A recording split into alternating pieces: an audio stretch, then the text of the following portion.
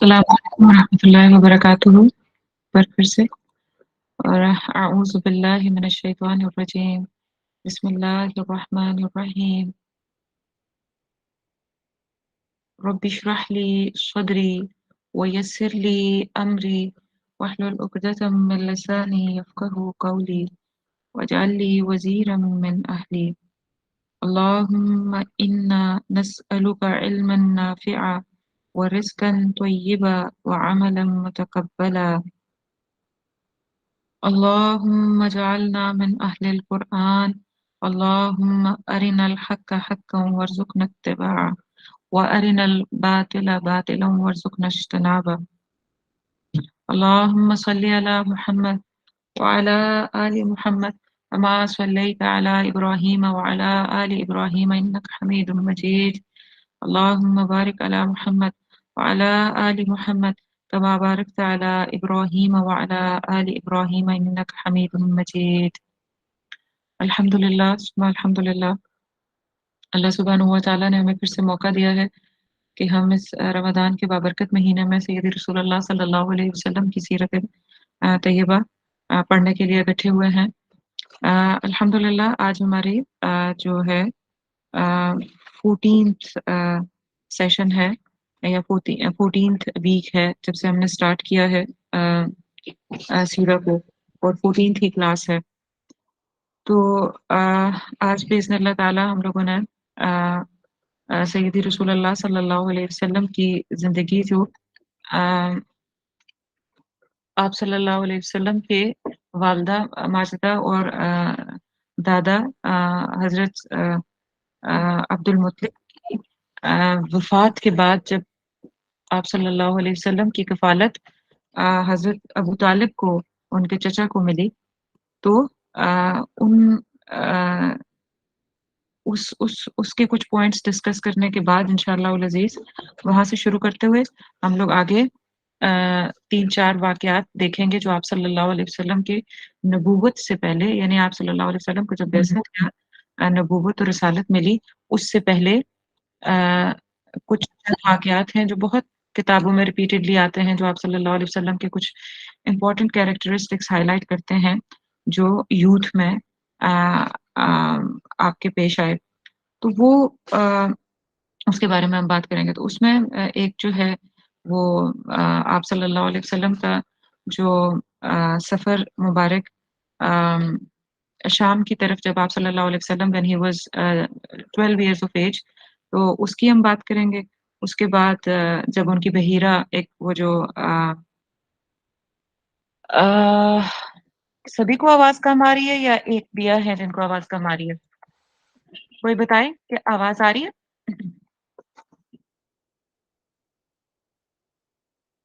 आप लोगों को मेरी आवाज़ क्लियर है? जी, आवाज़ बिल्कुल क्लियर आ रही है। जी, आवाज़ बिल्कुल। जज़ाकुमुल्लाहु खैर। अच्छा 1-2 लोगों का इश्यू आ रहा है, काइंडली अगर वो थोड़ा-सा एग्ज़िट करके रीजॉइन कर लें, तो इंशाअल्लाहुल अज़ीज़ ये मसला हल हो जाएगा। बहरहाल मैं आपको बता रही थी कि आज हम क्या पढ़ने जा रहे हैं कि बहीरा से मुलाकात जो मंक था एक राहिब था और उसके बाद हुल्फुल फुदूल इसको हम पढ़ेंगे और आप सल्लल्लाहु अलैहि वसल्लम का हकीमाना फ़ैसला जो अम, हिज्र अस्वद जब नस्ब करने की बारी आई थी, जब रिकंस्ट्रक्शन ऑफ काबतुल्लाह हुई थी आप सल्लल्लाहु अलैहि वसल्लम की यूथ में, तो उसको इंशाअल्लाह हम पढ़ेंगे और फिर हज़रत खदीजा रज़ियल्लाहु ताला अन्हा के साथ जब आप सल्लल्लाहु अलैहि वसल्लम की शादी मुबारक और थोड़ा-सा उनका तिजारत के एक आध एस्पेक्ट कि आप सल्लल्लाहु अलैहि वसल्लम तिजारत के लिए कहाँ-कहाँ गए। तो ये चंद चीज़ें इंशाअल्लाहुल अज़ीज़ जो आज हम कवर करेंगे और आज एक्चुअली हम we are trying to finish up आप सल्लल्लाहु अलैहि वसल्लम की बेअसत से पहले के जो इम्पोर्टेंट वाक़यात हैं उनको हम कवर कर लेंगे। फिर इंशाअल्लाहुल अज़ीज़ नेक्स्ट टाइम से हम देखते हैं कि आप सल्लल्लाहु अलैहि वसल्लम को जब रिसालत मिली और उससे पहले थोड़ा-सा टाइम पीरियड जो गुज़रा था उसके ऊपर थोड़ी-सी शायद वज़ाहत से बात हो, फिर इस ये सीक्वेंस चलेगा। बहरहाल हम शुरू करने से पहले जैसे हम हमेशा ही सैयदी रसूलुल्लाह सल्लल्लाहु अलैहि वसल्लम की वो हदीस पढ़ते हैं ताकि हमें पता चले कि हम सीरा पढ़ क्यों रहे हैं। It's not mayor just knowing the history, factual history, बल्कि हम लोग उस हदीस को हमेशा सामने रखते हैं कि जिसमें हज़रत अनस रज़ियल्लाहु ताला अन्हु फरमाते हैं कि क़ाला रसूलुल्लाह सल्लल्लाहु अलैहि वसल्लम ला युमिनु अहदुकुम हत्ता अकूना अहब्बा इलैहि मिन वालिदिही व वलदिही व अजमईन, कि आप सल्लल्लाहु अलैहि वसल्लम ने फरमाया कि तुम में से कोई मुमिन नहीं हो सकता हत्ता कि मैं उसे उसके वालिद, उसकी औलाद और तमाम लोगों से ज़्यादा महबूब ना हो जाऊँ। ये मुत्तफ़क़ अलैह यानी सही बुखारी, सही मुस्लिम की रिवायत है और हम इस पे हमेशा ही बात करते हैं। बहरहाल इसका जिस्म यही है कि हमें सय्यदी रसूलुल्लाह सल्लल्लाहु अलैहि वसल्लम की ज़ात को जानना है, ना सिर्फ़ उनको जानना है और आप सल्लल्लाहु अलैहि वसल्लम ने किस तरीके से अपनी ज़िंदगी को उन्होंने ज़िंदगी गुज़ारी कैसे, और फिर स्पेशली जब कुरान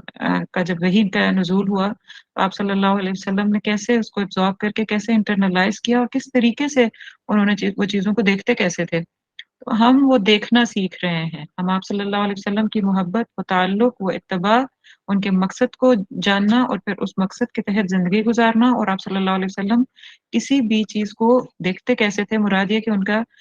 विज़न कैसे था, वो चीज़ों का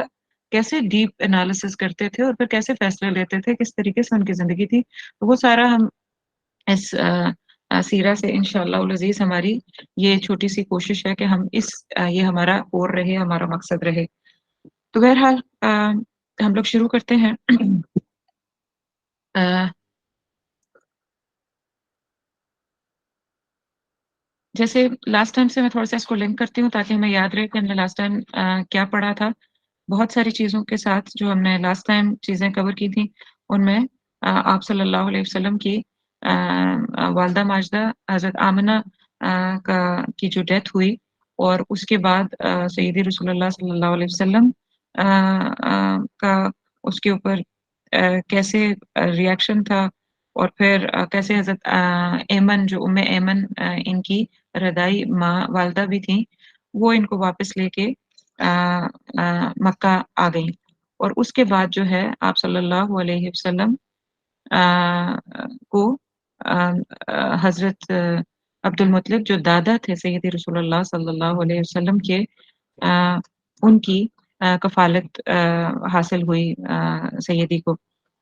तो वो ये हम देख रहे थे और फिर हमने चंद चीज़ें जो डिस्कस की थी उनमें एक इम्पोर्टेंट एस्पेक्ट ये था कि आपको पता है कि जो सय्यदी रसूलुल्लाह सल्लल्लाहु अलैहि वसल्लम के दादा यानी अब्दुल मुत्तलिब थे, वो कुरैश के सरदार थे, कुरैश के लीडर थे, तो उनके ऊपर बहुत सारी ज़िम्मेदारियाँ थीं। कुरैश के जो लीडर थे ऑटोमैटिकली फिर वो हज और उम, जो जितनी भी ज़िम्मेदारियाँ थीं उस काबतुल्लाह से रिलेटेड और हज से रिलेटेड, वो सारी की सारी ऑफ़ कोर्स लीडर को ही देखनी होती थीं। और फिर बाहर से लोग आते थे, तिजारत के काफ़िले जाते थे, आते थे। लोग बहुत सारे बुत वहाँ पे नस्ब किए हुए थे लोगों ने, आपको पता ही है। तो उसके लिए भी लोग बहुत ज़्यादा आना-जाना रहता था, यानी he was a busy person, यानी वो बहुत ज़्यादा मसरूफ़ रहते थे। वो एक पूरे ना सिर्फ़ अपने क्लैन को, अपने कबीले को देख रहे थे, बल्कि बाहर के हर मामले को, हर चीज़ को भी देख रहे थे क्योंकि काबा मक्का का सेंटर काबतुल्लाह था और काबा फिर की वजह से इर्द-गिर्द से कबाइल लोग उमड़-उमड़ के आते थे वहाँ पे। तो बहरहाल इसके बावजूद अब्दुल मुत्तलिब जो थे, उन्होंने सय्यदी रसूलुल्लाह सल्लल्लाहु अलैहि वसल्लम को बहुत तवज्जो दी। यानी उन्होंने कभी कोई ये नहीं सोचा कि मैं किसी को हायर करूँ या मैं किसी के सुपुर्द कर दूँ अपने पोते को कि वो उनकी कफ़ालत कर लें या उनको बेहतर से देख लें या उनकी ड्यूटी सरअंजाम दें। बल्कि मोहम्मद सल्लल्लाहु अलैहि वसल्लम को साथ रखा, अपने साथ रखा यानी। और जो अहम बात थी सय्यदी रसूलुल्लाह सल्लल्लाहु अलैहि वसल्लम की ज़िंदगी में वो ये थी कि बचपन से ही यानी जब वालिदा के साथ थे, यानी जब हमने पिछले से पिछले एपिसोड में जब ये बात की थी कि हज़रत हलीमा जो बनु साद से थीं और वो रज़ाई माँ थीं, वो लेके गई थीं सय्यद रसूलुल्लाह सल्लल्लाहु अलैहि वसल्लम को, तो कमोबेश 4 से साढ़े 4 साल सय्यद रसूलुल्लाह सल्लल्लाहु अलैहि वसल्लम ने तो वैसे ही बनु साद में गुज़ार दिए, यानी अपने इस मेन मक्का और अपनी वालिदा और अपने दादा से दूर गुज़ारे थे। लेकिन जब वो वापस आए तो बहरहाल वालिदा के साथ-साथ दादा का जो शफ़क़त भरा हाथ था और उनके उनको वो साथ रखते ही थे। लेकिन जब वालिदा की भी डेथ हो गई तो फिर उन्होंने अपने साथ उनको लगा के रखा और रिवायात में हमें मिलता है सीरत की किताबों में हमें ये बात पता चलती है कि हज़रत सय्यदी रसूलुल्लाह सल्लल्लाहु अलैहि वसल्लम दादा के साथ बाकायदा उनके जो जिरगे होते थे या जो सिटिंग्स होती थी जब बाहर से बहुत लोग मिलने आते थे, तो आप सल्लल्लाहु अलैहि वसल्लम हमेशा अपने दादा के साथ ही बैठा करते थे और एक ख़ास जगह थी काबतुल्लाह के साथ ही हतीम के साथ ही अब्दुल मुत्तलिब जो उनके दादा थे, इनकी एक सिटिंग प्लेस थी, जहाँ पे गद्दा सा था, जहाँ पे वो बैठा करते थे। तो इनके क्योंकि अब्दुल मुत्तलिब के 10 बेटे थे, अब एक बेटे तो फ़ौत हो गए थे अब्दुल्ला जो रसूलुल्लाह सल्लल्लाहु अलैहि वसल्लम के फ़ादर थे, लेकिन बाकी जो भी बेटे अवेलेबल होते थे वो अक्सर उनके इर्द-गिर्द आके बैठा करते और लोग भी आके एज़ आई सेड कि वो लीडर थे, तो आके वहाँ उनके इर्द-गिर्द बैठा करते थे, फैसले लिया करते थे और मामलात डिस्कस किया करते थे। तो वो जो एक सिटिंग इनकी थी अब्दुल मुत्तलिब की यानी दादा सय्यदी रसूलुल्लाह सल्लल्लाहु अलैहि वसल्लम की, तो उसपे कोई भी नहीं बैठा करता था। यानी इतना रोब और इतनी वजीह पर्सनैलिटी थी अब्दुल मुत्तलिब की कि उनकी जगह पे सोच भी कोई नहीं सकता था कि कोई बैठे। लेकिन जो सय्यदी रसूलुल्लाह सल्लल्लाहु अलैहि वसल्लम थे, वो उस अगर अब्दुल मुत्तलिब थोड़े लेट हों या आगे पीछे हों या कहीं उठे हुए हों, तो वो उनकी जगह पे जाके बैठ जाते थे। तो एक आध बार ऐसा हुआ कि किसी ने मना करने की कोशिश की या पीछे करने की कोशिश की कि यहाँ नहीं बैठें क्योंकि कोई भी नहीं बैठ सकता था तो रसूलुल्लाह सल्लल्लाहु अलैहि वसल्लम को भी मना फरमाया। तो जब अब्दुल मुत्तलिब ने ये देखा तो उन्होंने रोक दिया उन्हें। उन्होंने रोक दिया कि कोई भी मोहम्मद सल्लल्लाहु अलैहि वसल्लम को मना ना करे मेरी जगह पे बैठने से क्योंकि ये एक बहुत बड़े अज़ीम लीडर हैं। यानी उन्होंने इस तरीके से शुरू में ही ये बात कह दी थी। और फिर आपको पता है कि उसकी वजह थी पीछे कि जब सय्यदी रसूलुल्लाह सल्लल्लाहु अलैहि वसल्लम की वलादत बसादत हुई थी, तो हमने ये ज़िक्र किया था कि हज़रत आमना ने कुछ बातों का ज़िक्र अब्दुल मुत्तलिब से किया था कि किस तरीके से आप सल्लल्लाहु अलैहि वसल्लम की वलादत से पहले भी उन्हें कुछ ख्वाब आते थे वलादत के वक़्त उनके साथ क्या हुआ कि कितना वो जो हमने बहुत डिटेल से ये चैप्टर पढ़ा था कि आप सल्लल्लाहु अलैहि वसल्लम की वलादत के वक़्त क्या-क्या डिफरेंट वाक़यात रूनुमा हुए थे, तो उनका कुछ ज़िक्र वो हज़रत अब्दुल मुत्तलिब से कर चुकी थीं। तो बहरहाल नेवरदलेस एक बात पे सभी को पता था कि ये एक आम बच्चे नहीं हैं, ये एक ख़ास बच्चे हैं और उनको बहरहाल दादा ने भी एक बहुत आसान तरीके से जो जितने भी साल उनके साथ वो रहे 2 से 3 साल के दरमियान का टाइम आता है, तो वो एक लीडर की तरह ही उनको तरबियत बचपन से ही मिलना शुरू हो गई थी। 2 के हमने पिछले चैप्टर में उससे पिछले सिटिंग में हमने ये पढ़ा था कि आप सल्लल्लाहु अलैहि वसल्लम की ज़िंदगी में कितने गम थे। यानी वो पैदा हुए तो वो यतीम थे। उनको सारी दाइयों ने इवन छोड़ दिया, कोई लेने को तैयार नहीं थी। उसके बाद वालिदा माजदा की रास्ते में सफ़र में विसाल हो गया, फिर कैसे दफ़न करके अपनी वालिदा को ये वापस आए होंगे। तो गम कितने ज़्यादा थे, लेकिन ये नहीं था कि उनके गिर्द मोहब्बत की कमी थी। उनके गिर्द बहुत सारे उनके चाहने वाले, बहुत ज़्यादा सपोर्ट करने वाले और फिर सबसे बढ़ के उसमें जो आते हैं वो अब्दुल मुत्तलिब यानी दादा ही आते हैं कि जिन्होंने ना सिर्फ़ उनको बहुत ज़्यादा शफ़क़त के साथ अपने साथ-साथ रखा, बल्कि साथ में इस लीडिंग एस्पेक्ट को भी उनके अंदर एक वो जो बीज बोया जाता है ना, वो वहीं पे बीज बो दिया था और उसको हाइलाइट भी करना शुरू हो गए थे। तो ये बहरहाल 1-2 चीज़ें थी जो मैंने सोचा कि दादा के हिसाब से हम दोबारा थोड़ा-सा इसको हाइलाइट कर दें। अब बात आती है चचा की जब अम, अब्दुल मुत्तलिब की वफ़ात होने लगी, तो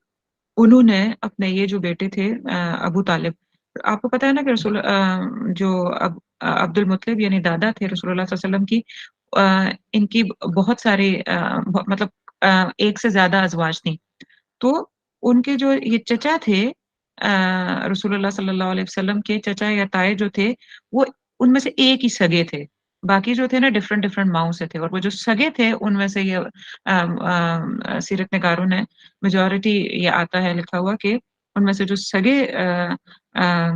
चचा थे वो दोनों तरफ से यानी वो थे अब्दुल मुत्तलिब। तो इनको बुला के अब सॉरी अब्दुल मुत्तलिब के बेटे अबू तालिब। तो अबू तालिब जो चचा थे सय्यदी रसूलुल्लाह सल्लल्लाहु अलैहि वसल्लम के इनको बुला के मौत से पहले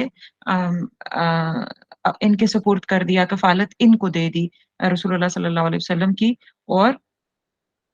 किसी और को नहीं दी। तो इस तरीके से रसूलुल्लाह सल्लल्लाहु अलैहि वसल्लम अब अपने दादा की डेथ के बाद किसके पास आ जाते हैं? अबू तालिब चचा अबू तालिब के पास। अब इनके पास जब ये तकरीबन 8 साल की उम्र होती है तो दादा की डेथ होती है और ये 8 या साढ़े 8 साल के दरमियान का टाइम आता है कि ये जो है अबू तालिब थे, इनके पास रसूलुल्लाह सल्लल्लाहु अलैहि वसल्लम आ जाते हैं। और आपको ये भी पता है कि अबू तालिब को लीडरशिप भी इन्हीं को मिल गई थी। यानी ये लास्ट टाइम भी हमने बात की थी कि अब्दुल मुत्तलिब के बाद जो लीडर बने थे उनके बेटों में से वो अबू तालिब ही बने थे और इनकी फाइनेंशियली कोई बहुत स्ट्रॉन्ग हालत नहीं थी। मैंने आपको लास्ट टाइम भी बताया था और इनके पास इनकी लीडरशिप जो काबतुल्लाह की जितनी भी ज़िम्मेदारियाँ थी, ज़मज़म की जितनी भी रिस्पॉन्सिबिलिटी थी, वो इनके पास आ गई और फिर साथ में ही सय्यदी रसूलुल्लाह सल्लल्लाहु अलैहि वसल्लम भी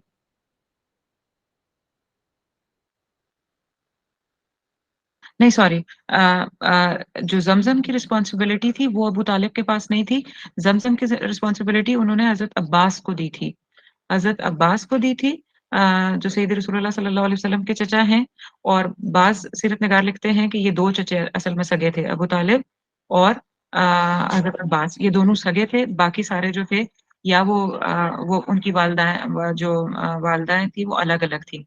तो एक को काबतुल्लाह की जो है वो रिस्पॉन्सिबिलिटी मिल गई और एक को यानी हज़रत अब्बास को मिल गई ज़मज़म की रिस्पॉन्सिबिलिटी जो कि उनकी फैमिली में फिर बाद में भी बहुत जनरेशंस बाद तक भी उन्हीं के पास रही। तो ये चंद चीज़ें हैं। अब हम उन वाक़यात के ऊपर आते हैं जो अहम-अहम हुए हैं सय्यदी रसूलुल्लाह सल्लल्लाहु अलैहि वसल्लम की ज़िंदगी में जब वो अ, थे इनके पास अपने चचा की कफ़ालत में थे अबू तालिब के पास। तो अबू तालिब एक दफ़ा शाम के क्योंकि आपको पता है ये बात पहले डिस्कस हो चुकी है कि यूजुअली जो अहले मक्का थे, वो तिजारत ही करते थे और सिर्फ़ अहले मक्का ही तिजारत मतलब ये इसी टाइम पीरियड में नहीं हो रही थी हज़रत इस्माइल के बाद जितनी भी जनरेशन्स थी मोस्ट ऑफ द लोग उनमें से यही तिजारत ही किया करते थे और इसी तरह सूरह कुरैश में इसका ज़िक्र भी आता है जो कि सर्दियों में एक तरफ ट्रैवल किया करते थे, गर्मियों में दूसरे तरफ दूसरे ममालिक की तरफ ट्रैवल किया करते थे। तो एक दफ़ा जब रसूलुल्लाह सल्लल्लाहु अलैहि वसल्लम की उम्र मुबारक 12 साल थी, तो अबू तालिब ने कसद किया शाम की तरफ जो शाम जो इस वक़्त सीरिया, पैलेस्टाइन और लेबनान या जॉर्डन ये सारा जो एरिया था ना, उसको उस वक़्त इन चारों मुल्कों के अंदर जाके उधर से जाके बंद करिए।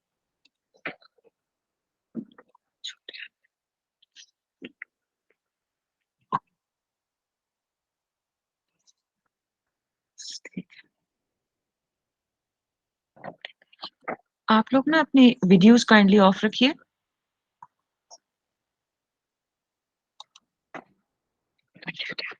छोड़ दीजिए।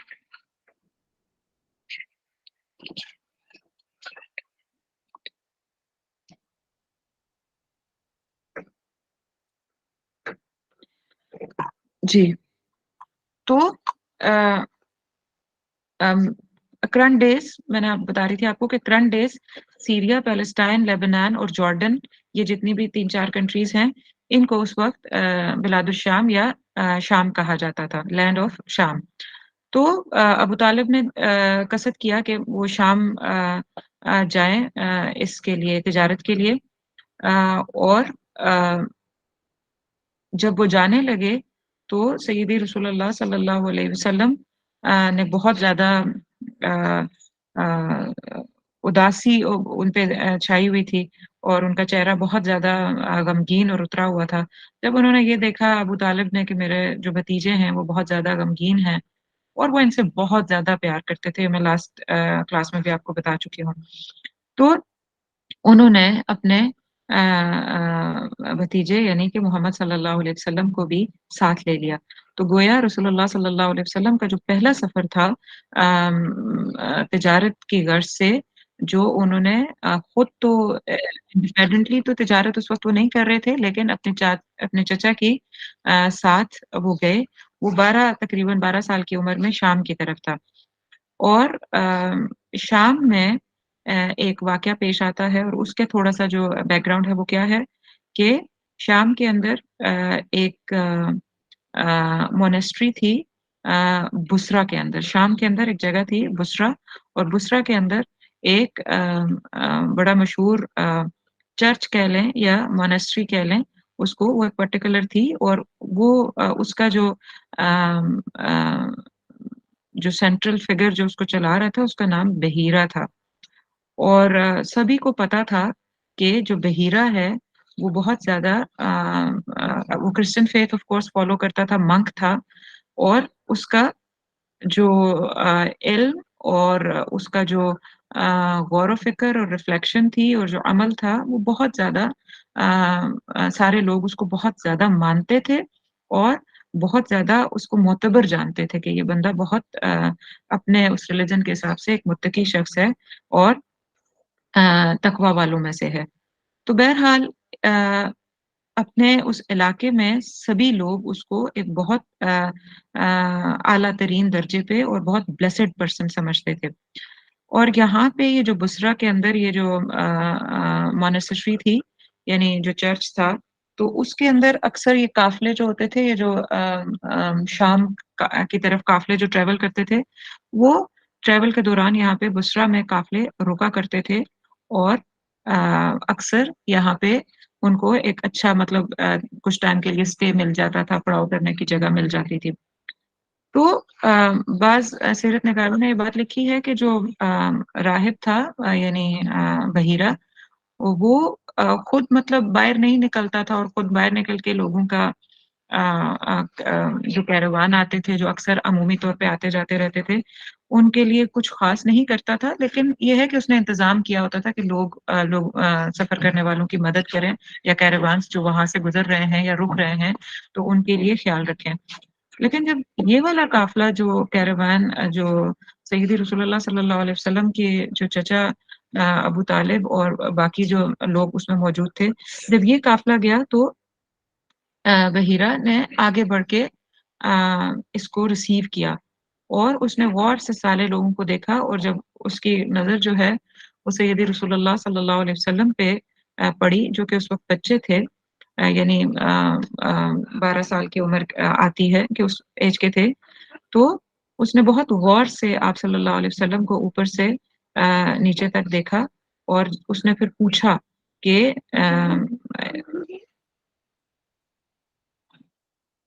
उसने फिर पूछा कि to whom this boy related from amongst you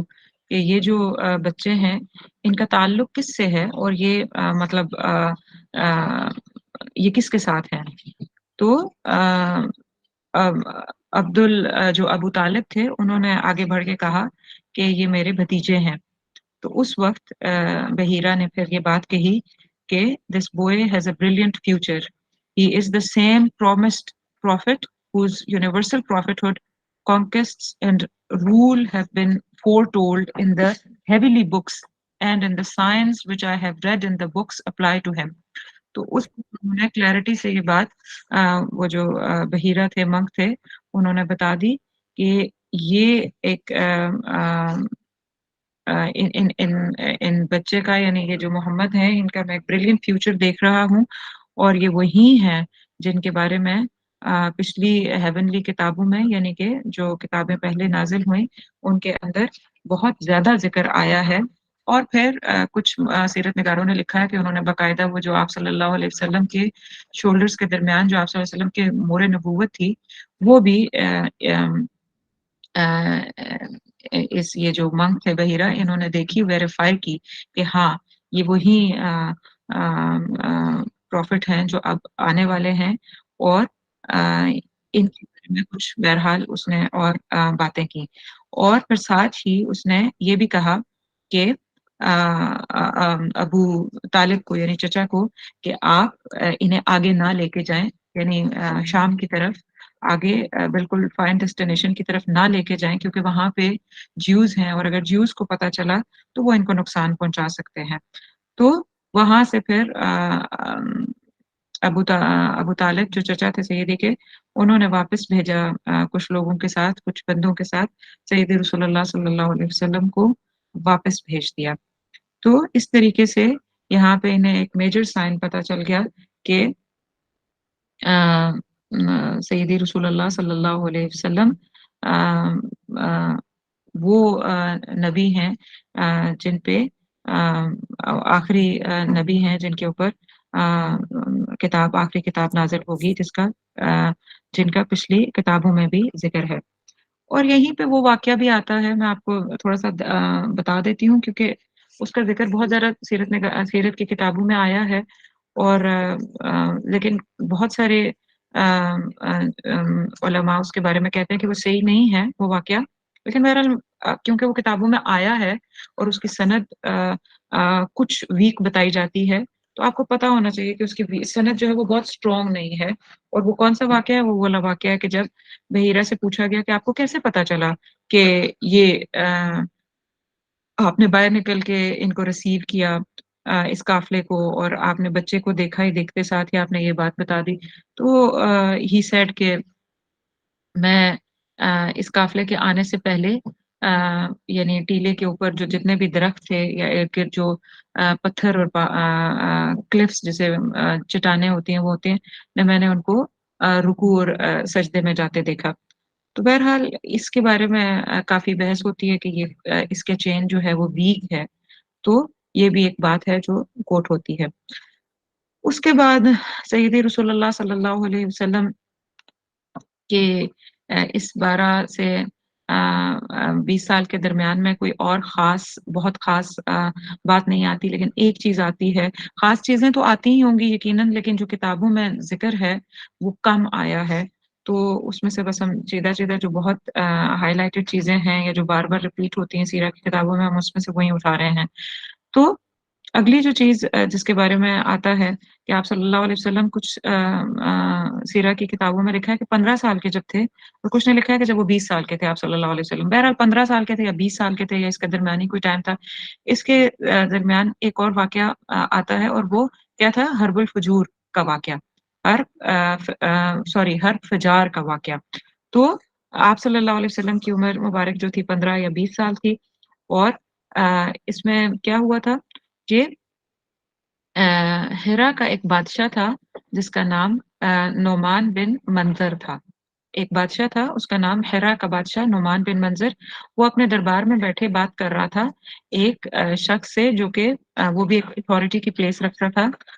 और वो बनु कनाना से था। क्या उस शख्स का नाम था? बर्राद। बर्राद बिन कैस कनानी से गुफ्तगू कर रहा था। तो बादशाह किससे बात कर रहा था? बर्राद बिन कैस से गुफ्तगू कर रहा था। और क्या कह रहा था बादशाह इस शख्स को ये कह रहा था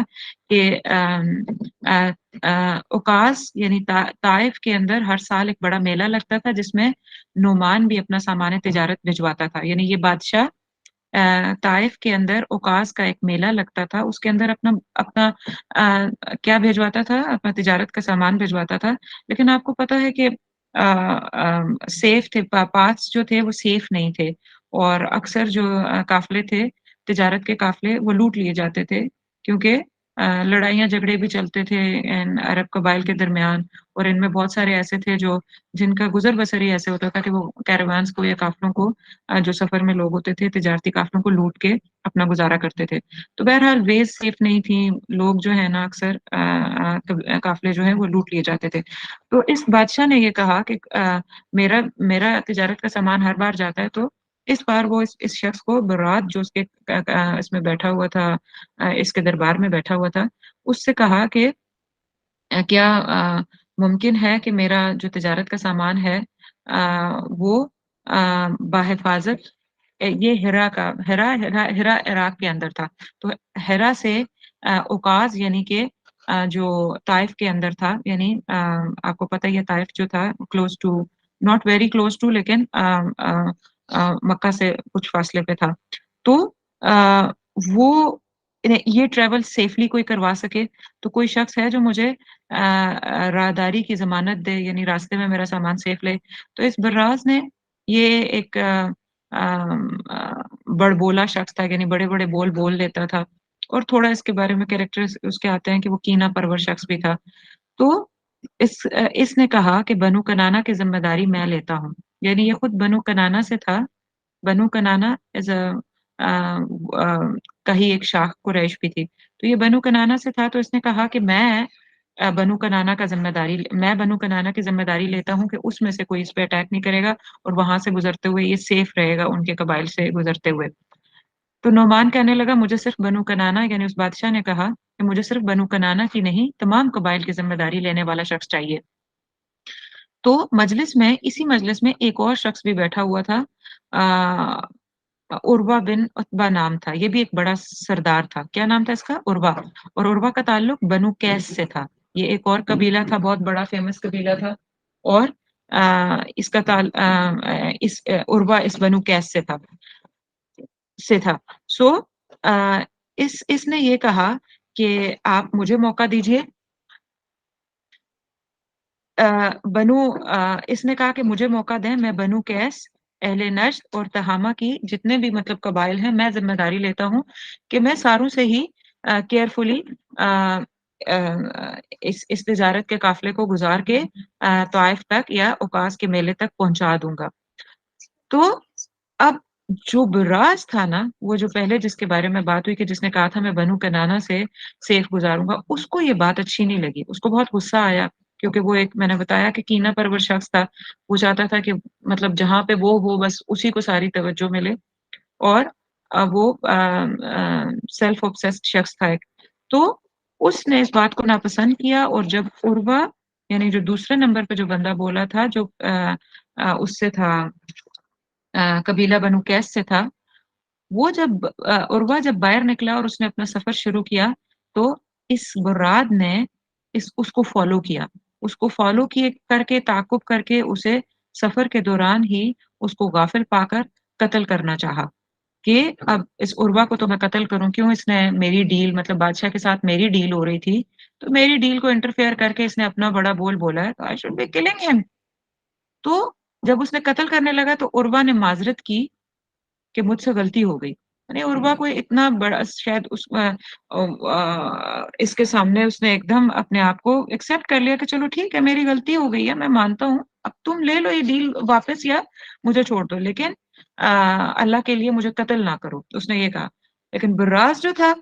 اس کو غصہ تھا، اس کو کینہ تھا دل میں. تو اس نے کیا کیا کہ اس نے اس عروہ کو قتل کر ڈالا. عروہ کے قتل سے بہت بڑا فتنہ کھڑا ہو گیا اور لڑائی شروع ہو گئی. آپ کو میں نے بتایا کہ جو اب دو کیریکٹر ہو گئے بادشاہ کے سامنے، براز تھا اور عروہ. عروہ قتل ہو گیا، اور عروہ کس قبیلے سے تھا؟ عروہ بنو قیس سے تھا. اور جو یہ براز تھا یہ کنانا سے تھا، اور کنانا جو تھا نا، قریش کنانا کی ایک شاخ تھی. تو ہوا کیا کہ کنانا نے جب ڈیفینیٹلی عروہ کے بنو قیس نے کہا کہ ہمارے شخص کو قتل کر کیا ہے بنو کنانا نے، تو پھر جن جن قبیلوں کی آپس میں ان کی جوائنٹ وینچر یا الائنس ہوتی تھی، وہ لوگ اکٹھے ہو گئے اور آپس میں لڑائی شروع ہو گئی. تو قریش جو تھا وہ کنانا سے تھا. گویا قریش نے اب کسے سپورٹ کرنا تھا؟ وہی جس بندے نے قتل کیا، براز نے. تو قریش کنانا کی شاخ تھے، یہ بنو قیس کے مقابلے پہ کھڑے ہو گئے. قریش کی قیادت ابو سفیان کے والد حرب بن امیہ بن عبد الشمس نے کی. یعنی ابو سفیان رضی اللہ تعالیٰ جو بعد میں اسلام لے آئے تھے، ان کا جو والد تھا وہ کون تھا؟ حرب بن امیہ. تو حرب بن امیہ واز لیڈنگ دس فائٹ کہ بنو قیس کے ساتھ ہم نے لڑائی کرنی ہے. تو لڑائی کے آغاز میں بنو قیس یعنی وہ جو ناحق شخص مارا گیا تھا، اس کا جو قبیلہ تھا وہ اس کا پلڑا بھاری تھا، مگر اختتام پر قریش جیت گئے. اس جنگ میں چونکہ اب اس جنگ کو یہ کیوں کہتے ہیں، اس کا نام یہ کیوں ہے، ہر فجار کیوں کہتے ہیں اس کو؟ فجر سے ہے نا، کہ جنگ فجار والی، جس میں بہت زیادہ کیا ہوئی، نافرمانی کی جنگ یا خرابی پہ مبنی جنگ. تو اس میں اس کو کیا کہا کیوں جاتا ہے؟ ایک تو obvious ریزن تھی کہ اس میں ناحق بات ہوئی تھی، اور دوسری یہ کہ اس میں حرمت والے مہینے، اس کے اندر حرمت والے مہینوں کے دنوں میں حرمت پامال کر کے جنگ کی گئی تھی. آپ کو میں نے پہلے بھی ذکر کیا تھا کہ حرمت والے مہینوں میں اسلام سے پہلے بھی جنگ نہیں ہوا کرتی تھی.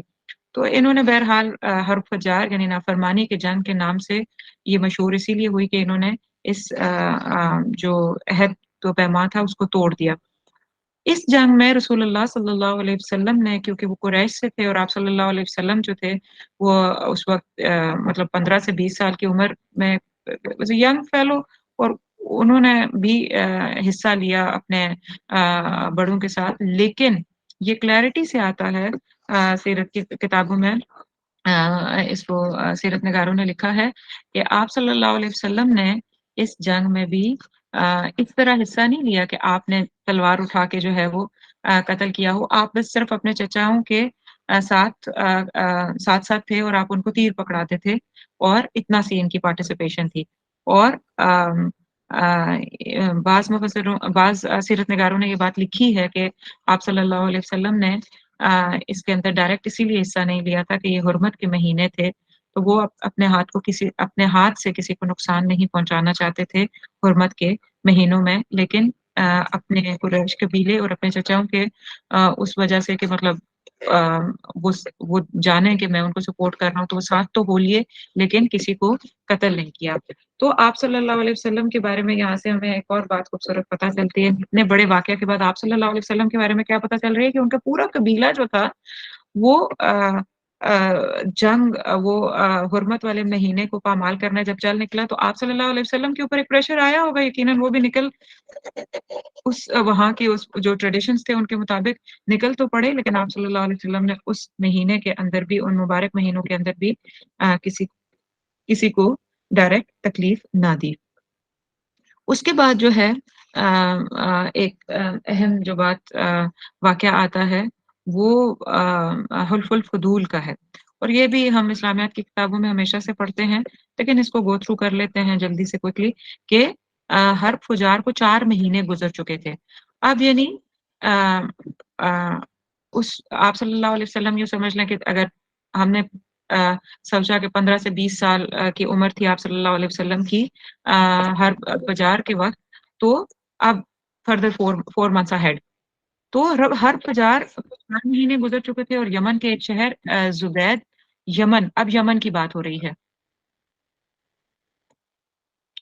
یمن کے ایک شہر زبید کا تاجر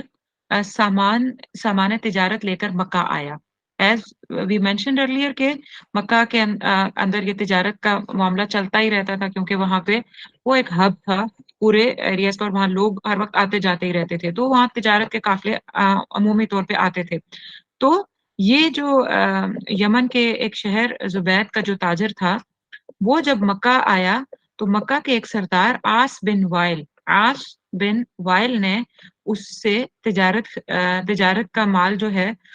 وہ اس کا جو سامان تھا، جو تجارت میں وہ سامان تجارت تھا وہ لے لیا،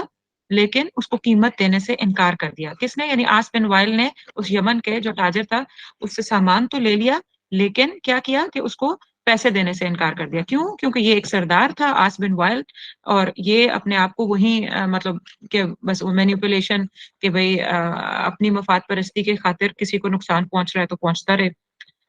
اس کے بعد اس جو زبدی نے اچانک بیت اللہ کے سامنے دھائی دی کہ مکہ شریف کے لوگوں، آس نے مجھ سے میری بیٹی بھی چھین لی ہے اور میرے مال کی قیمت دینے سے بھی انکاری ہے. اس نے پہلے تو حلیف قبائل عبد الدار، مخزوم، جمع اور عدی سے مدد کی درخواست کی. یعنی جو قبیلے وہاں پہ اس وقت تھے ان لوگوں کو اس نے مطلب باقاعدہ آواز دے کے پکارا اور ان لوگوں کو کہا کہ بھئی کوئی تو میری مدد کرے، مگر کسی نے بھی عاص بن وائل کے مخالفت کی حامی نہ بھری۔ تو کسی نے بھی حق پہ کوئی بھی نہ کھڑا ہوا، کیونکہ آپ کو پتہ ہے کہ ٹرائبلزم میں یہ ہوتا ہے کہ اگر جو اسٹرانگسٹ لیڈر کے خلاف کھڑا ہو جاتا تو بس پھر پورے پورے اگر ان کے اپوزیشن میں کوئی کھڑا ہو جاتا تو پورے پورے قبائل جو تھے وہ تباہ کر دیے جاتے تھے، نقصان اٹھاتے تھے۔ تو اتنا زیادہ وہ عصبیت تھی وہاں پہ۔ تو اس وقت بھی اس بندے کی، یہ جو زبدی تھا، یہ تجارت کے لیے جو بندہ آیا تھا، اس کا مال ضبط ہوا، اس نے اپنا رونا دھونا ڈالا، اس نے آواز لگائی کہ بھئی کوئی تو مدد کرے۔ تو عاص بن وائل کیونکہ زیادہ پاورفل اور اسٹرانگ پوزیشن میں تھا، تو اس کے مقابلے میں کسی نے بھی اس تاجر کی مدد کرنے کو قبول نہ کیا۔ تو وہ جو تاجر تھا، زبدی تاجر جو یمن سے آیا تھا، تو اس نے کیا کیا کہ وہ جبل ابو قبیس پر چڑھ گیا اور بلند آواز سے کچھ اشعار پڑھے جن میں اپنی مظلومیت کی داستان بیان کی۔ تو اس نے بھی پھر مطلب رکا نہیں، چپ نہیں ہوا، بھائی اتنا ٹریول کر کے آیا تھا، وہ اپنا سارا مال اور سب سے بڑھ کے یہ کہ اپنی بیٹی وہ کھو رہا تھا، تو وہ کیوں رکتا؟ تو اس نے اپنی اونچی ایک جبل پہ چڑھ کے اس نے اپنے درد کا اور مظلومیت کا اظہار کچھ اشعار میں کر دیا۔ تو اللہ کے رسول صلی اللہ علیہ وسلم کے چچا زبیر بن عبد المطلب نے دوڑ دھوپ کی اور لوگوں کو توجہ دلائی کہ اس کا حق دلایا جائے۔ اب یعنی کوئی اور قبیلہ تو نہیں اٹھا، لیکن کون اٹھا؟ قریش کے میں سے ہی سید رسول اللہ صلی اللہ علیہ وسلم کے جو چچا تھے، ایک زبیر بن عبد المطلب، وہ اٹھے اور انہوں نے کہا کہ بھئی بندہ تو حق کہہ رہا ہے، نکلو اس کے لیے، اس کو اس کا حق دلاؤ۔ یہ کیوں اس طرح ہو کہ اتنی دور سے ایک بندہ چل کے آیا ہے اور ہاں اس کے ساتھ ہم کھلا ظلم ہوتے دیکھیں۔ پھر عاص بن وائل کو مجبور کیا، مطلب جب جو تھے چچا تھے زبیر بن عبد المطلب رسول اللہ صلی اللہ علیہ وسلم کے، انہوں نے جب لوگوں کو اکٹھا کیا تو ان لوگوں نے پھر مل کے عاص بن وائل کو مجبور کیا کہ اس کی بیٹی واپس کرے۔ اس نے کہا یہ تو میری لونڈی ہے جو میں نے زبدی سے اس کے مال کے ساتھ خریدی ہے۔ زبیدی بولا، یعنی وہی تاجر جو یمن سے آیا تھا، وہ بولا میں بیت اللہ کی عظمت کی قسم کھا کے کہتا ہوں کہ یہ میری بیٹی ہے جو اس نے اغوا کی ہے۔ تو شرفائے مکہ نے تحقیق کے بعد اس کا مال اور بیٹی واپس کروائی، یعنی انہوں نے کوئی تحقیقی کمیٹی بٹھائی کہ بھئی پتہ چلے کہ واقعتاً اس کی بیٹی ہے یا اس کی اپنی لونڈی ہے۔ انہوں نے ایک تحقیق کی اور اس کے بعد اس کا مال اور بیٹی اس کو واپس دلا دی۔ اس کے بعد اب یہ مطلب ایک بہت عجیب واقعہ ہوا عرب اس ٹرائبل ٹائم کے اندر، کہ اس سے پہلے یوزلی کبھی بھی جو ہے اہل قریش کے اندر یا ارد گرد کے قبائل میں ایسا نہیں ہوتا تھا کہ کسی ایک شخص جو کسی دور دراز علاقے سے آئے جس کا قبیلہ موجود نہ ہو، اس کو کسی پاورفل قبیلے کے خلاف کچھ خاص لوگ اٹھ کے مدد کر دیں، یا ایک پاورفل لیڈر کے خلاف کھڑے ہو کے کسی مظلوم کو مدد دلائی جائے، ایسا پہلے نہیں ہوا تھا، یہ پہلی بار ہوا۔ اور اس کے بعد عبداللہ بن جدعان کے گھر میں ایک تاریخی اجتماع ہوتا ہے، یعنی یہ واقعہ ہوا اس کے امیڈیٹ بعد یہ عبداللہ بن جدعان ایک شخص تھے جو رسول اللہ صلی اللہ علیہ وسلم کے چچا کے ساتھ مل کے انہوں نے عاص بن وائل کو مجبور کیا تھا کہ اس کی بیٹی اور مال واپس کرے۔ تو یہ اس کے گھر میں ایک اجتماع ہوا جس میں عہد کیا گیا کہ مکہ میں جو بھی مظلوم نظر آئے گا، چاہے وہ مقامی باشندہ ہو یا باہر کا آدمی ہو، اس کی مدد کی جائے گی۔ یعنی یہ ایک ایسی چیز تھی جو مطلب ایک ایسا گولڈن رول وہاں پہ سیٹل ہوا، تبھی رسول اللہ صلی اللہ علیہ وسلم کا بعد میں آپ کو بتاتی ہوں کہ وہ اس پہ فخر کرتے تھے کہ میں اس کے اندر شامل تھا، کہ جو بھی باشندہ مظلوم ہو، جو بھی جس کے ساتھ بھی ظلم کیا گیا ہو، وہ باہر سے ہو، کسی اور ملک سے ہو، کسی اور قبیلے سے ہو، کسی اور شہر سے ہو، یا وہ ہمارے اندر ہمارے ہی خاندانوں کے اندر سے ہو، ہمارے ہی قبائل کے اندر سے ہو، اس کے خلاف ہم لوگ کھڑے ہو جائیں، اس کے حمایت میں ہم کھڑے ہو جائیں گے اس مظلوم شخص کی، اور ہم اس کی مدد کریں گے اور اس کا حق دلوا کے رہیں گے۔ اللہ تعالیٰ کے رسول صلی اللہ علیہ وسلم بھی اس میں شریک تھے، یعنی یہ جو حلف الفضول ہوا عبداللہ بن جدعان کے گھر میں، تو یہ اس کا پارٹ تھے آپ صلی اللہ علیہ وسلم بھی، اور آپ صلی اللہ علیہ وسلم ہاں اس کا نام جو ہے وہ حلف الفضول کیوں رکھا گیا؟ دو وجوہات ہیں۔ ایک یہ کہ جو میجر لوگ اس میں شامل تھے جنہوں نے اس کے لیے تگ و دو کی کہ ایسا معاہدہ ہونا چاہیے، ان کے نام میں، ان کے روٹ ورڈ میں نام فضل آتا ہے، فا ضاد لام فضل۔ 2 के तो नाम ही डायरेक्ट फ़दल थे, एक का मेरा ख़्याल है मफ़दूल था। तो फ़दल जो इसके अंदर लफ़्ज़ जो था वो कॉमन था और जो लोग मतलब जो मेन लोग शरीक थे वो फ़दल थे, तो इनका नाम एक फुल फ़ुदूल रखा गया और एक और वजह ये बताई जाती है कि इसमें सारी बातें जो थी वो क्या थी, वो फ़ज़ल पे मबनी थी, यानी फ़ज़ल या खूबी पर मुश्तमिल थी। इस मुआहदे के अंदर जितनी भी बातें थी वो एहसान पे, खूबी पे, ख़ैर पे, फ़ज़ल पे मबनी थी, इसलिए इसका नाम ही हल्फ़ुल फ़ुदूल रख दिया गया। तो अल्लाह के रसूल सल्लल्लाहु अलैहि वसल्लम रिसालत के मनसब जलीला पर फ़ाइज़ होने के बाद फ़रमाया करते थे, यानी जब आप सल्लल्लाहु अलैहि वसल्लम को नबूवत मिल गई, तो आप सल्लल्लाहु अलैहि वसल्लम इस मुआहदे को याद करके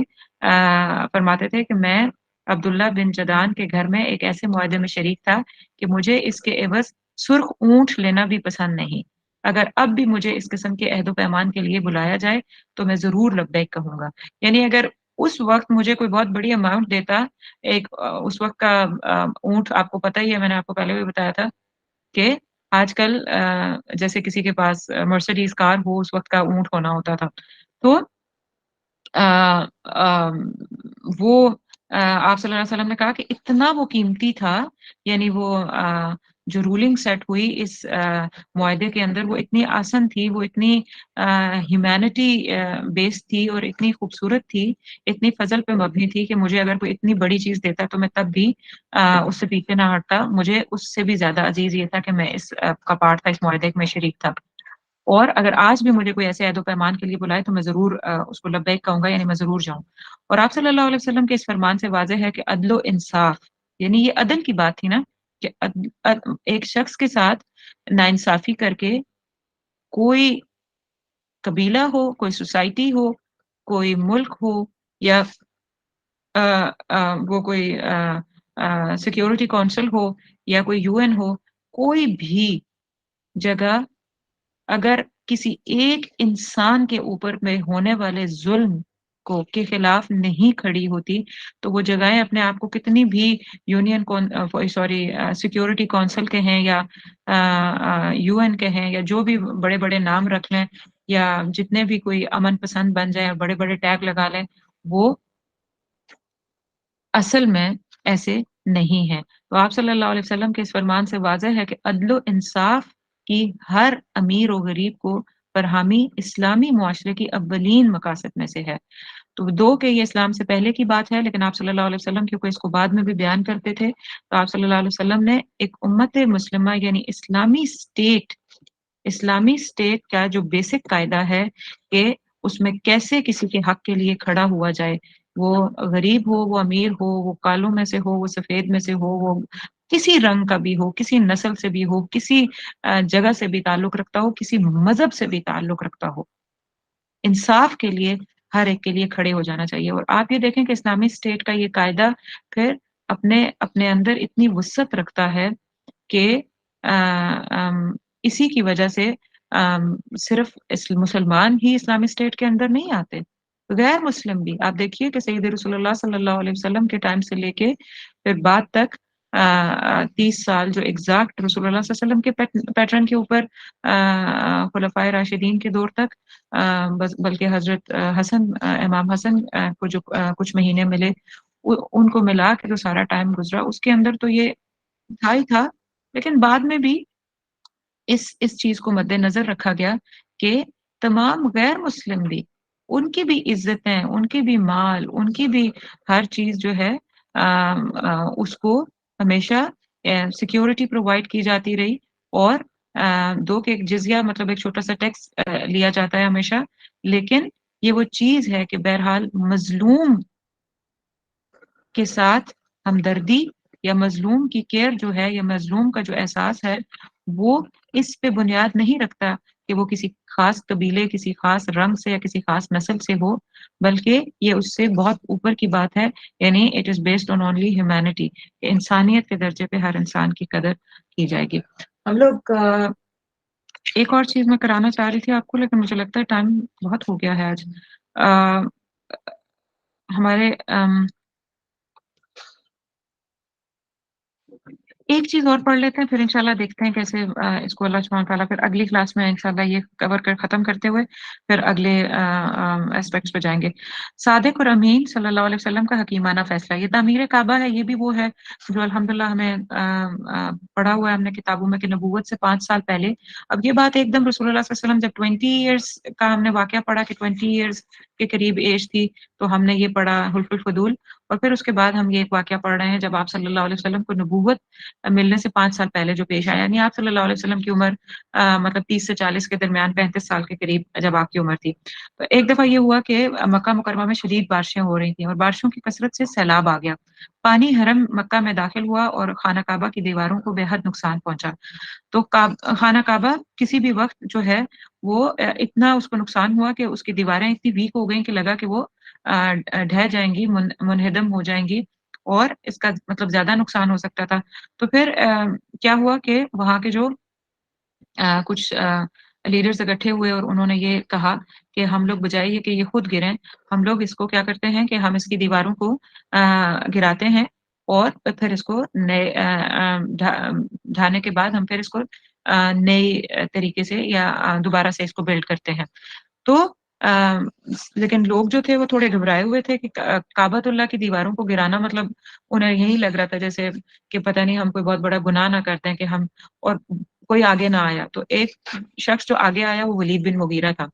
वलीद बिन मुगीरा मखज़ूमी ने हिम्मत की और उसने लंबी दुआ करके एक वो फावड़ा सा उठाया और वो दीवार को ज़रब लगाना शुरू हो गया और फिर अ, जब उसने दीवार तोड़ना शुरू की, तो कुछ टाइम गुज़र गया, तो कुछ भी ना हुआ तो फिर बाकी लोग भी आगे आना शुरू हो गए और उन्हें पता चल गया कि नहीं इससे कोई ऐसा नहीं है कि कोई नुकसान पहुँचेगा किसी को या कोई आफ़त आ जाएगी, बल्कि ये तो एक खैर का काम है कि एक गिरती हुई चीज़ को पहले से मतलब खुद ही से वो प्लान्ड वे में गिरा के दोबारा उसको रिकंस्ट्रक्ट करने जा रहे थे। तो तामीर के लिए हर कबीले की ज़िम्मा एक हिस्सा लगा दिया गया, यानी अब जब उसे ढा दिया गया तो उसके बाद बहुत सारे क्योंकि कबाइल थे आपको पता है मतलब बनु कनाना के अंदर ही जैसे कुरैश था और बहुत सारे लोग थे, इस तरीके से और भी काफ़ी सारे लोग काफ़ी सारे कबाइल थे जो छोटे-छोटे इर्द-गिर्द थे, तो उन सारों के न कुछ ज़िम्मेदारी लगा दी गई कि आप ये काम करें, कोई गारा बना रहा है, कोई ढो रहा है, कोई उसकी वो बना रहा है, पत्थर ढो के ला रहा है मतलब मुख्तलिफ तरीके से और वो एक शख्स था रूमी मेमार था, रूमी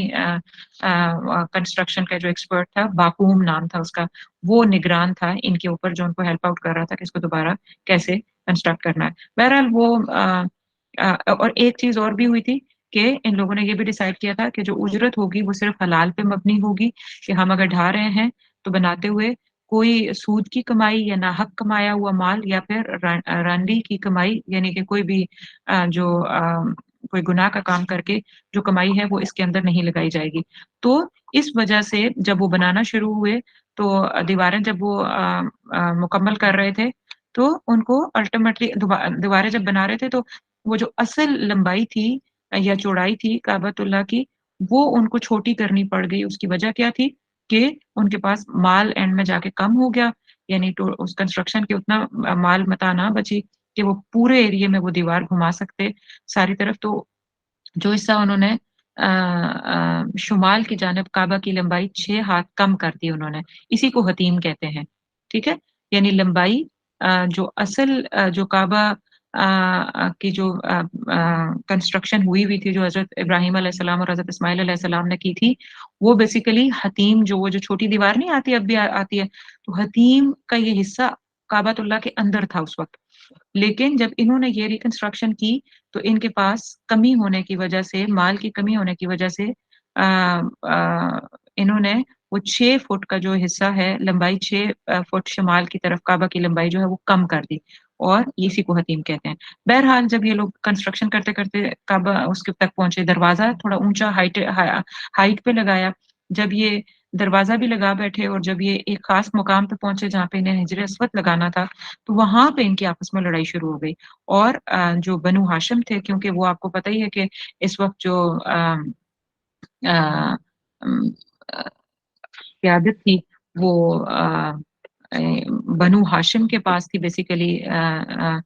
टेक केयरिंग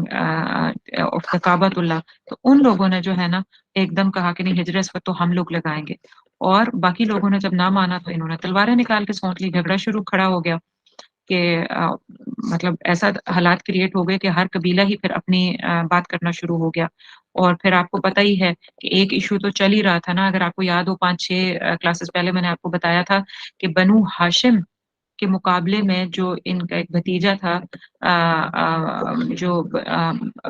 हर्ब अब शम्स का जो बेटा था, यानी ये तो बहुत ही खिलाफ था ना, बहुत ही खिलाफ था। यानी अब्द मनाफ के जो 4 बेटे थे ना, जिनमें एक एक हाशिम थे, और दूसरी तरफ तस्वीर ही खोलनी चाहिए आपके सामने, लेकिन चले, एक तरफ हाशिम थे और एक अब्द शम्स थे। तो ये तो भाई थे, लेकिन ना करें ना, लेकिन इनकी जो आगे जब हाशिम के पास गई ना क़यादत, तो जो इन्हीं के भाई का एक बेटा था उमैया अब्द शम्स, उसने बहुत ज़्यादा मुखालफत की थी। और उमैया अब शम्स का ही बेटा जो था वो हर्ब था, और हर्ब का बेटे अबू सुफियान और अबू सुफियान के बेटे हज़रत मुआविया, और हज़रत मुआविया का जो बेटा यजीद था। तो मैं आपको हमेशा ही बताती हूँ कि ये बातें समझ आएँगी तो करबला आपको समझ आएगा। तो बहरहाल यहाँ पे एक लड़ाई खड़ी हो गई। बनु हाशिम ने कहा कि हम लगाएँगे, और बनु उमैया जो थे चचाज़ाद भाई थे जो इनके, उन्होंने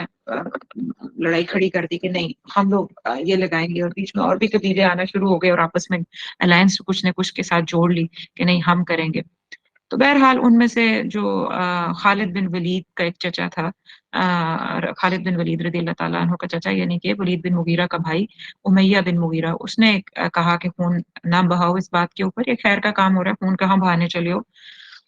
उसने तजवीज़ दी कि जो अ, का हम बाब बनी शीबा है, शैबा है, यानी जो काबातुल्लाह का एक बाब था, उसका नाम बाब बनी शैबा था। तो काबातुल्लाह से मतलब काबा का जो काबा की कंस्ट्रक्टेड एरिया था वो नहीं, उसके इर्द-गिर्द जो एक दीवार होगी यकीनन, बड़ा अहाता जो होगा जहाँ पे लोग तवाफ करते हैं, उससे बाहर जो दीवार है, उसमें एक जो दरवाज़ा था उसको बनी शैबा कहते हैं। तो इस उमैया बिन मुगीरा ने ये आइडिया दिया कि जो भी सुबह सवेरे इस दरवाजे से दाखिल होगा अगली सुबह, तो हम उसी से फैसला करवाएँगे कि इसमें कौन हिज्र अस्वद लगाए और उसका क्या प्लान होना चाहिए। तो बहरहाल उन्होंने इंतज़ार किया, और सुबह उन्होंने देखा तो सबसे पहले